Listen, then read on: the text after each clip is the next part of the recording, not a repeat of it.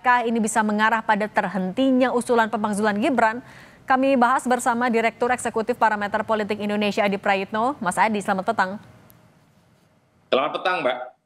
Mas Adi, selain ngasih surat, apakah sebenarnya pertemuan antara keduanya bisa dibilang sebagai bagian upaya Gibran meredam usulan pemakzulan?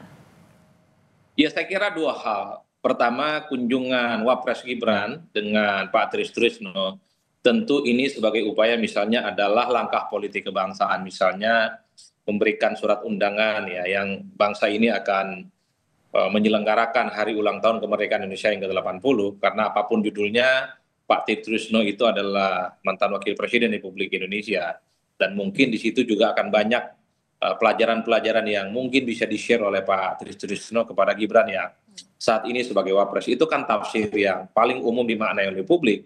Tapi yang kedua, memang ini juga bisa dianggap sebagai komunikasi politik, semacam langkah persuasi yang dilakukan oleh Wakil Presiden Republik Indonesia, terutama untuk menghilangkan tensi terkait dengan isu pemakzulan yang dilakukan oleh sejumlah forum purnawirawan beberapa waktu yang lalu, yang salah satunya memang yang ikut tanda tangan adalah Pak Trisno. Ini tentu adalah komunikasi politik yang pertama dilakukan oleh Gibran dengan Pak Trisno sebagai pihak yang ikut serta mensetujui dan menginginkan supaya ada pergantian wakil presiden.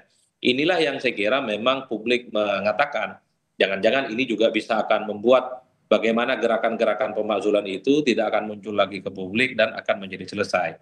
Meski kita tahu sebenarnya isu terkait dengan pemakzulan itu sebenarnya saat ini adalah ada di DPR. Karena sudah disampaikan secara terbuka bagaimana DPR ke depan apakah akan menindaklanjuti persoalan pemakzulan ini ataupun tidak. Tapi secara prinsip forum purnawirawan dan salah satunya ada Pak Trisno, tentu dalam konteks ini sebagai bagian untuk melakukan langkah-langkah dalam tanda kutip ya pendekatan dan komunikasi politik, dan tentu saja harapannya supaya isu-isu pemakzulan itu tidak lagi bermunculan di kemudian hari, karena kalau kita melihat kecenderungan rata-rata umum itu pemakzulan itu kan muncul berulang kali, ada protes, ada demonstrasi, dan bahkan ada penyampaian yang secara resmi disampaikan ke kawan-kawan DPR. Saya kira Oke, Mas Adi, tapi melihat dari pertemuan hari ini, kemudian juga dari DPR MPR yang belum memberikan tindak lanjut yang jelas, apakah ini artinya menjadi sinyal kalau kayaknya usulan pemakzulan akan berhenti sampai di sini? Kalau saya sih tidak mau menyederhanakan persoalan itu, karena isu pemakzulan menyangkut banyak orang, bukan hanya Pak Trisno, tapi secara prinsip memang Pak Trisno itu kan dianggap sebagai salah satu simbol bagaimana terkait dengan isu pemakzulan itu. Tentu harapan terbesarnya dengan adanya komunikasi, adanya silaturahmi, ini kan terbangun jembatan politik pengertian supaya isu pemakzulan itu tidak lagi tampil ke permukaan, karena aspirasi, karena masukan, karena kritik dan feedback kepada Pak Wapres kira-kira begitu, itu bisa disampaikan secara langsung dalam bentuk dialog, bukan dalam bentuk protes dan demonstrasi dan meminta wakil presiden untuk diganti. Tapi Meski harus mungkin kita kan, akui, Mbak. tapi mungkin nggak sikap dari Pak Tri sendiri akan berubah setelah bertemu dengan Gibran pada hari ini? Kalau saya sih tidak terlampau meyakini, karena saya prinsip soal forum purnawirawan itu adalah forum yang menyangkut banyak orang. Artinya apa? Sekalipun Pak Trisno ada kunjungan semacam ini, tapi belum tentu purnawirawan-purnawirawan yang lain sikap politiknya itu juga akan berhenti terkait dengan isu pemakzulan.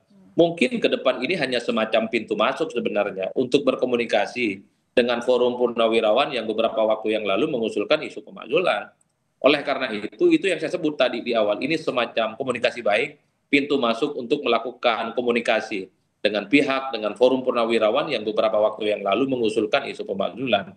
Tentu di kemudian hari ada pertemuan-pertemuan lanjutan yang mungkin perlu dilakukan oleh Mas Wapres ya, bertemu dengan pihak-pihak yang selama ini lantang, nyaring dan selalu mengusulkan terkait dengan isu pemakzulan, karena di Indonesia itu ada kecenderungan. Kalau sudah ada komunikasi, ada silaturahmi, ada anjang sana bertemu satu sama yang lain, isu-isu konfrontatif yang berhadapan-hadapan itu bisa hilang dengan sendirinya, Mbak. Nah, Mas Adi, kalau kita melihat juga langkah politik yang sudah dilakukan oleh Gibran, ketemu Dasko, kemudian sekarang ketemu Pak Trisno, bisa dibaca nggak dari kacamata analisa politik dan komunikasi juga, kalau ini adalah langkah Gibran untuk menepis isu atau usulan pemakzulan?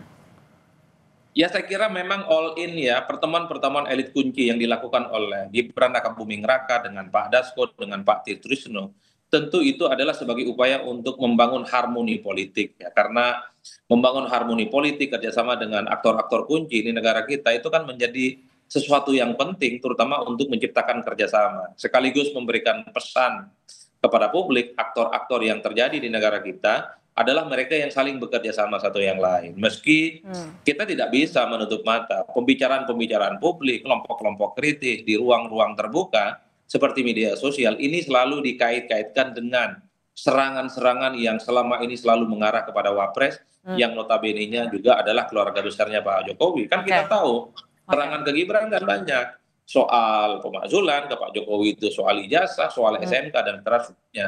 Tentu salah satu aktor yang selama ini protes ketika ada pendekatan silaturahmi, hal-hal yang semacam itu tidak lagi terjadi di kemudian hari. Itu yang saya sebut sebagai langkah persuasi. Langkah persuasif. Terima kasih kalau gitu.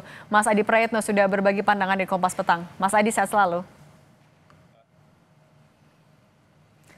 Kami masih akan kembali.